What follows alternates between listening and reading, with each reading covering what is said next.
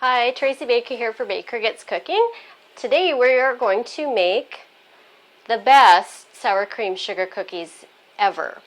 So this is a basic sugar cookie, but what makes this unique and delicious is that it has sour cream in it for some of its fat content. So it only has a half a cup of butter, 2 cups of sour cream to about 6 cups of flour. So a lot of the fat in this cookie comes from the sour cream. It also makes the cookies have a nice little tang, and I think they're absolutely the best. I have lots of cookie cutters. I've got hearts for Valentine's and Christmas trees, and we love this snowflake for just general winter, a nice little flower for summer. So I'm making these for a family reunion that we have coming up shortly, and it's summertime, so I'm going to just use this flour one. So this is a huge recipe. It makes a lot of cookies. It's a little bit of effort, so you know, if you're going to go through that effort, you might as well make lots because they freeze really well. So make sure your bowl that you're mixing it in can handle about 8 cups of content because it's a huge amount. But like I said, they freeze well. They freeze well after they're baked. The dough freezes well before it's baked. So it's kind of a flexible kind of thing. So if you're going to go through the effort of making this awesome recipe, you might as well make a huge batch. So let's get started. So the basic way that we have to make cookie dough is that we combine the sugar and the fat first. We whip that, and it's called creaming. Okay, so in my bowl, I'm going to put the half a cup of room temperature butter in there with my whisk attachment, and I'm going to put 2 cups of sugar.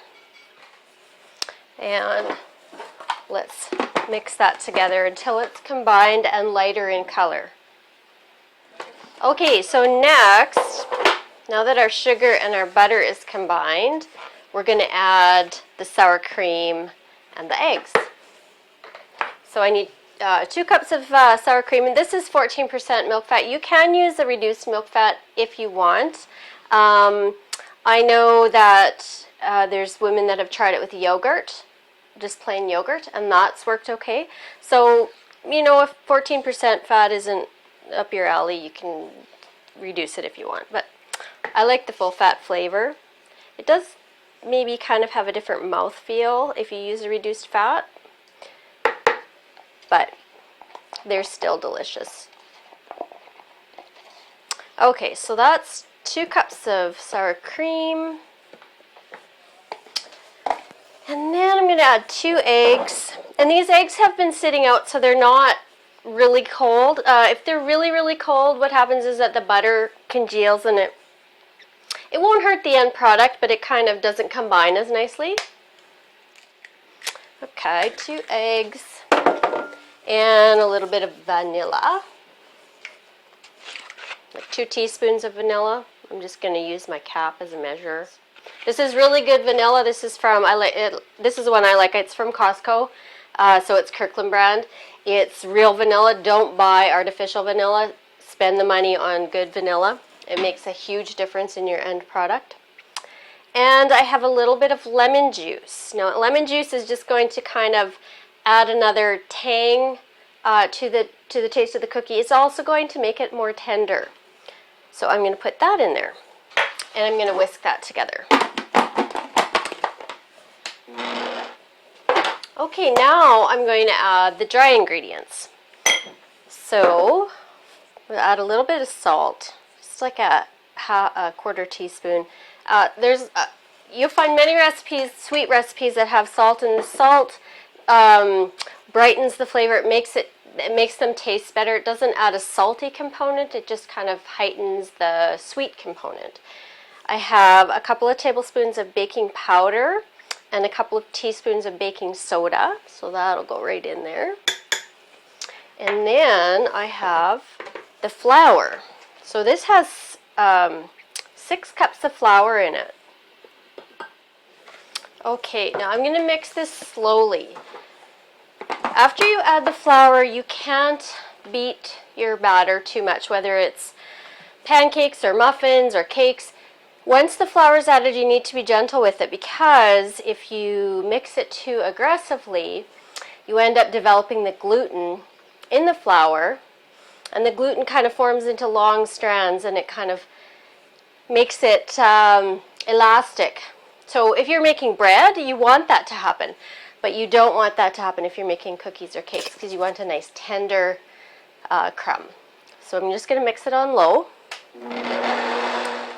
Okay, I'm going to switch out my whisk attachment to the paddle attachment, because it's getting kind of hard for this machine to mix. So I'll just switch that up. Okay, I think that's good. Now you just want to kind of combine the flour with the wet ingredients so that it's kind of all sticking together in a ball. And now we have to let this dough rest. So we let this rest because it gives it then time for the flour to absorb all the liquid ingredients, and it will roll out better for you. So I'm going to put it in the fridge and let it rest for at least an hour, and it can sit for 3-4 days in the fridge, and it's still great. So you can do it if you want to do a little bit of it at a time. You can do that. If that's all you have time for, then that's fine. Or you can freeze the dough in this state and pat it out into a disc and freeze it like that. So it's kind of flexible, although it's kind of it's a little bit of a big job.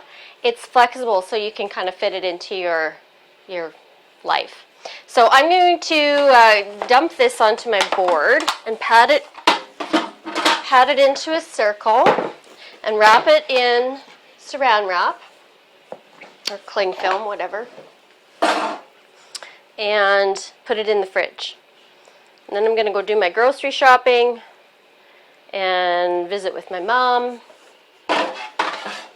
And then later today, I'll be rolling and cutting. Okay. I'm just going to plunk it onto the saran wrap here. Maybe I'll make 2 discs, that might be easier. It does make a large amount. And I'm going to just flatten it out.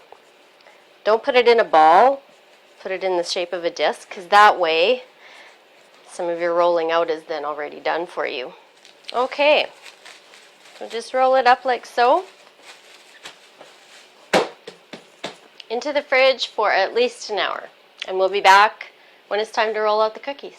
So we're back, and the dough has been in the fridge overnight for me, and I've taken it out about 20 minutes ago just so that it's not too cold. It's very damp, very wet, so we'll need some flour to roll it out. So I'm just going to put a little flour on my work surface here and a little flour on top, and then I'm going to take my rolling pin and I'm just going to roll it. So you want to end up with about dough that's about 1/4 of an inch thick. It's going to puff up a little bit when we bake it, and it's going to make for a nice, really nice, thick, soft cookie. Okay, I think that's perfect. So today we're going to use the flour cookie cutter, and you just need to press down. These are big cookies, but that's okay. We're serving these for dessert for our family reunion, and I love to make cookies for dessert because people can just grab them and go, and they can eat them on the run, and the kids can have them, and it doesn't make them dirty or messy. And I think they're just a great thing to have for dessert. And you know what? Homemade cookies are kind of a novelty, because not everybody makes them, so they're special. I'm just going to get as many cookies as I can out of this dough. One more. Okay. I'm going to put them on my cookie sheet. You got to space them, you know, about 1 inch apart on the cookie sheet. My oven is preheating to 350 degrees, and I'm going to bake them for 8 to 10 minutes. So I don't want them to get brown. I just want them to get slightly colored. Okay, the bottom should be a light golden brown. So they're a little bit. If you brown them too much, then they will be crunchy cookies. And I like kind of soft cookies, so I underbake them a little bit. Okay, there's one pan. Okay, so then I just bundle this all up again and make another ball and roll it out again, just the same way. Okay, there's my 2 pans. I'm going to get those in the oven and we'll get them baked and we'll have a look at them when they're out. My cookies are out of the oven and they're cooling, so you need to let them sit on the hot pan for, a couple of minutes, 2 to 5 minutes, and then you need to take them off of the hot pan and onto a cooling rack to let them cool. Now I'm going to make the icing because sugar cookies have to have icing. We have to decorate them and make them look pretty too. So this is a basic buttercream icing. It's half a cup of butter, and I'm going to just whip that up a little bit. This is room temperature butter, and I'm going to put a little vanilla in it.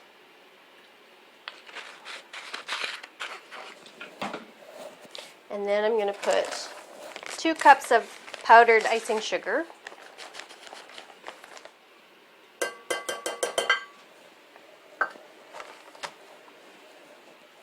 And I'm just going to put half a tablespoon of milk in there for now.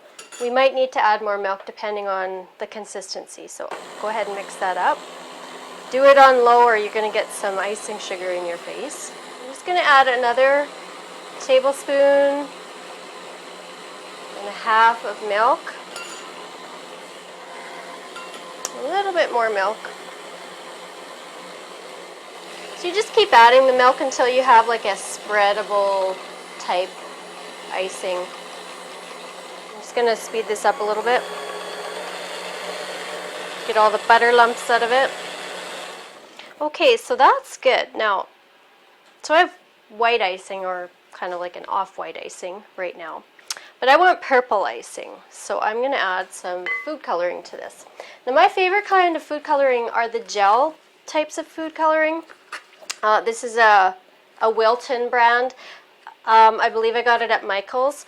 I like the gel because it doesn't change the consistency of the icing like a liquid food coloring would. So a liquid food coloring would loosen the consistency up. This is just pure pigment. So you don't need very much of it. And to make, I want purple icing because these are going to be flour cookies. So I'm going to put a little bit of blue food coloring and a little bit of red, and we should get a nice light lavender. And I'm just going to add with a toothpick here.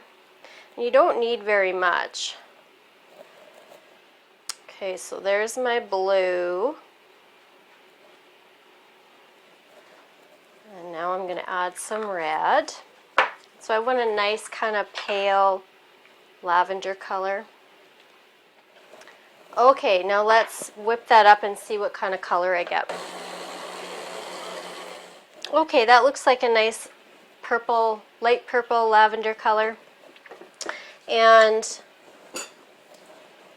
I'm going to use my offset spatula because it's the best tool for this job. I'm just going to scoop up a little bit of the frosting and just over the top of the cookie and just kind of spread it out to the petals. So you get kind of a nice bit of icing all over. And then I have this lavender sprinkles, sugar from Michael's, and I'm just going to sprinkle those all over the top. It looks beautiful. And also from Michael's is this, it's called yellow, this is yellow, I don't know what they're called. They're kind of like flakes. And I'm just going to put a little bit of those right in the middle for the stamens of the flower. I'm going to just tap that down a little bit. So I've got my work cut out for me. That is one of my flour sugar cookies. My kids and their cousins will be enjoying them at our family reunion later this summer. I hope this recipe works for you. It's delicious. I guarantee your family will love them. And if you take them to any kind of a party, you'll be the hit of the party because they are so delicious and they even appeal to adults. So hope this works for you. Hope you try it out. You can find the recipe underneath the video. There'll be a link to my blog. And see you again next time. Bye.